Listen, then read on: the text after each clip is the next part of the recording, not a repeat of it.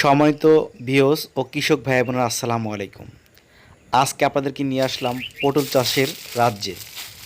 আসলে এটাকে পটল চাষের রাজ্য আমি বলবো, কারণ আমার এই যেখানে আমি দাঁড়িয়ে আছি ডানে বামে সব জায়গাতেই পটল চাষের মাটি এটাকে বলা হয়। আসলে এই অঞ্চলে যতগুলো চাষি আছে তার মধ্যে 90% লোকই পটল চাষাবাদ করে থাকে। আর এই জন্য এই অঞ্চলে আসলে পটল ক্রয় করতে চাইলে আপনি খুব অল্প দামে পটল ক্রয় করতে পারবেন। দর্শক, চলুন আমরা আপনাদেরকে কিছু পটল দেখাবো এবং এই পটল চাষ সম্পর্কে বিস্তারিত কিছু আলোচনা করব। দর্শক, আজ যে আলোচনাগুলো করব পটল দেখাতে দেখাতে, এই পটলটা 12 মাসকালী চাষাবাদ করা সম্ভব। এটি এমন একটা জাত যে 12 মাসকালী চাষাবাদ করা সম্ভব এবং টেম্পারাস সহনশীল। যে কোনো টেম্পারাসে এই পটলের লতা গাছ দিয়ে শিকড় দিয়ে আপনি চাষাবাদ করতে পারবেন। দর্শক, এই অঞ্চলে সবাই সবার উপকার করে, এই জন্যে প্রত্যেকটা লোকই একই জাতের এই 12 মাসকালের পটল চাষাবাদ করিতেছেন। দর্শক, আমি ক্ষেতটা একটু ঘুরে দেখাবো এরা মাচা কীভাবে তৈরি করছে এবং পটল চাষাবাদ করতেছে কী জাতের পটল, এবং এই পটল চাষে আপনার কী রোগবালাই দেখা দেয় সাধারণত, সেই রোগবালার সকল সমস্যার সমাধান দেবো আজকের ভিডিও থেকে। দর্শক চলুন, আপনারা যারা আমার এই পটল চাষের ভিডিও দেখতেছেন আজকের ভিডিওটা না টেনে সম্পূর্ণ দেখবেন প্লিজ, এবং আমার চ্যানেলটা যারা এখনও সাবস্ক্রাইব করেন নাই ভিডিওটা দেখতে দেখতে চ্যানেলটা সাবস্ক্রাইব করে দিবেন এবং কি নোটিফিকেশনটা অন করে দিবেন যাতে এই টাইপের ভিডিওগুলো আপনাদের মোবাইলের সামনে শো করে থাকে। দর্শক, পটল চাষে সর্বপ্রথম লতা গাঁথতে হয়, লতার শিকড় গেড়ে দিতে হয় মাটিতে এবং গেড়ে দিয়ে সেচ দিয়ে দিতে হয়। দর্শক, অনেকেই জমি তৈরি করে প্রথম চাষ দিয়ে তারপর লতা গেড়ে দেওয়ার আগে টিএসপি পটাশ ফরডান দিয়েই লতাগুলো গেড়ে দিয়ে সেচ দিয়ে দেয়। লতা বেঁচে গেলে যখন গাছটা একটু জাংলায় ওঠার মতো কার্যক্রম হবে তখনই বোরন, দস্তা, থিবিট, জিপসার এই একই রকমভাবে অন্য অন্য ভিডিওতে আমি বলেছি মাটিতে ছিটিয়ে দিবেন। তারপরেই আপনি যে কাজটা করবেন সেটা হলো দিয়ে সেচ ধরে দেয়। এরপরে দর্শক, যখন মাটিতে 7 থেকে 8 দিন পরে সারগুলো পচে যায়, গাছে যখন খেতে পারে, গাছে যখন সংগ্রহ করতে পারে সারগুলো এবং অন্য খাবারগুলো, তখনই গাছ চেতে যায়, তারপরে মাচায় উঠে যায়। দর্শক, যে মাচাটা তৈরি করছে দেখুন, এই মাচাটা কিন্তু অনেক উঁচা না, মানে আপনার বেশি হলে আপনার হাঁটুপন্তু মাজাপন্ত হবে। এটা তৈরি করার সিস্টেমটা কি আমি একটু বলে দিচ্ছি, তারপর আপনার দেখাচ্ছি। দর্শক, এই সিস্টেমটা হলো আপনার সর্বপ্রথম 5 হাত 2 থেকে 3 হাত বরাবর মাছ দিয়ে যাওয়ার জন্য একটা দেখেন রাস্তা করা আছে, এবং এই তলে বাঁশ ফেরে চটি ফেরে খাম গিরে গিরে দিছে কিছু দূর পরপর, তারপর পাটখুরি দিয়ে উন্ডা সুতার সাথে বেঁধে মাছা তৈরি করছে।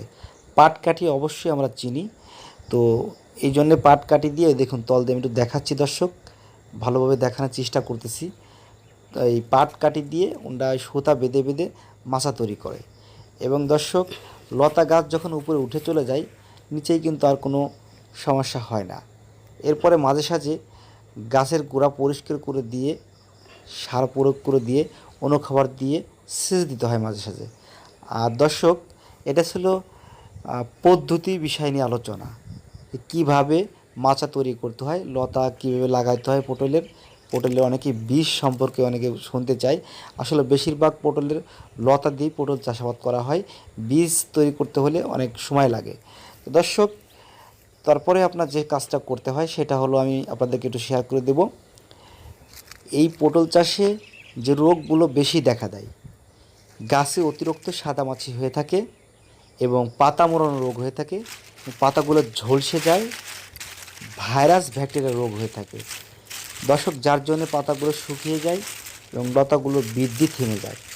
দর্শক, পটল চাষে পাতার লতার এগুলো বৃদ্ধি বেশি হলে অতিরিক্ত শ্বাসফুল আসে এবং পটলও বেশি ধরে। এই ক্ষেত্রে কিন্তু অনেক পটল আছে, এখানে পটলগুলো কিন্তু পাতার তলে দেখা যাচ্ছে না। দর্শক, দেখা গেলে পরে আপনারা আমি এই জন্যে কিছু কিছু পটল ধরে ধরে আপনাদেরকে দেখাচ্ছি, এবং এটা কিন্তু 12 মাস কাল চাষাবাদের পটল। দর্শক, তার প্রমাণ কিন্তু আমি কিছুক্ষণ পরে আপনাদেরকে দেব, কারণ একদিক থেকে ফুল শেষ আসতেছে, অন্য দিক দিয়ে আপনার পটল ধরা আছে। তো দর্শক ফুল শ্বাস আসতেছে সেটা কিন্তু আমি দেখুন এই যখন দেখিয়ে দিলাম আপনাকে, এই দেখুন ফুল শ্বাস, পাশাপাশি দেখুন ধরে দেখাচ্ছি আপনাদেরকে আমি ফুল শ্বাস, প্রত্যেকটা জায়গাতেই ফুল শ্বাস আছে দর্শক, পটল ধরে আছে। ওই দেখুন ফুল থেকে পটলে পরিণত হচ্ছে। তো এই ফুল থেকে পটলে পরিণত হচ্ছে, এটাও কিন্তু আপনাদেরকে প্রমাণ দিলাম এবং পটলগুলো দেখিয়ে দিচ্ছি। তো দর্শক চলুন আমরা তাহলে পটল চাষের যে মূল আলোচনাটা, রোগ বালাই কী দেখা দেয় সেটা কিন্তু আমরা বলতেছিলাম, সেটা আবার পুনরায় আমি শুরু করতে চাচ্ছি। তাহলে পটল চাষের যে রোগগুলো দেখা দেয়, পাতাগুলো ঝলসে যায় এবং পাউডার মিল রোগ হয়ে থাকে, সাদামাছি হয়ে থাকে।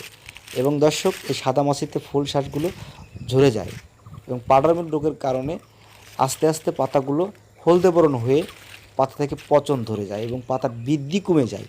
এবং যেমন পান পাতা যদি খুব ভালো থাকে তাহলে পান কিন্তু ভালো হয়, তেমনি যদি পটল গাছের পাতা ভালো থাকে, লতা ভালো থাকে এক কথায়, তাহলে কিন্তু পটল বৃদ্ধি হয়। তো দর্শক এই রোগগুলো দেখা দেয় এবং পটল ধরে যাওয়ার পরে আল পোকায় ছিদ্র করে, যার ক্ষেত্রে পটলগুলো পচে যায়। আর দর্শক অনেক সময় লতায় পচন ধরে যায়, লতায় পচন ধরে গাছের বৃদ্ধি থেমে যায়।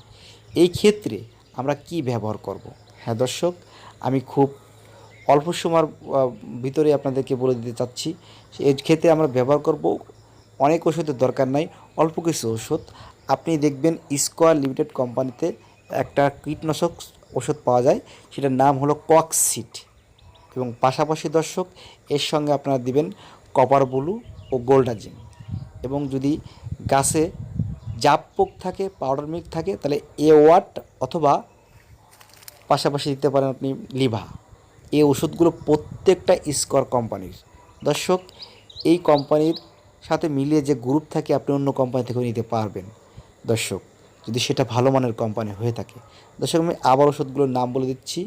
সর্বপ্রথম আলছিতকারী পোকা, জাপ পোকা এবং সাদামাছি, জাপ মাছিতে বাঁচার জন্য ককসিটেই একটাই ওষুধে আপনার কাজ হয়ে যাবে। এবং সাথে নেবেন কপার ব্লু, গোল্ডাজিম। দর্শক এই দুইটা ওষুধ একসঙ্গে এবং পারলে পরে সিলেটের জিঙ্ক দিয়ে দিবেন। এই কয়েকটা ওষুধ একসঙ্গে স্প্রে করলে আপনার ক্ষেতের এই রোগ থেকে আপনি একেবারেই চিরতরে মুক্তি পাবেন এবং 15 দিন পর পর স্প্রেটা করতে থাকবেন কিংবা 20 দিন পরে। দর্শক আজকে ছিল এই পটল চাষ সম্পর্কে আলোচনা। আজকের ভিডিও এখানে শেষ করে দিলাম। ভালো থাকবেন, সুস্থ থাকবেন, আল্লাহ হাফেজ।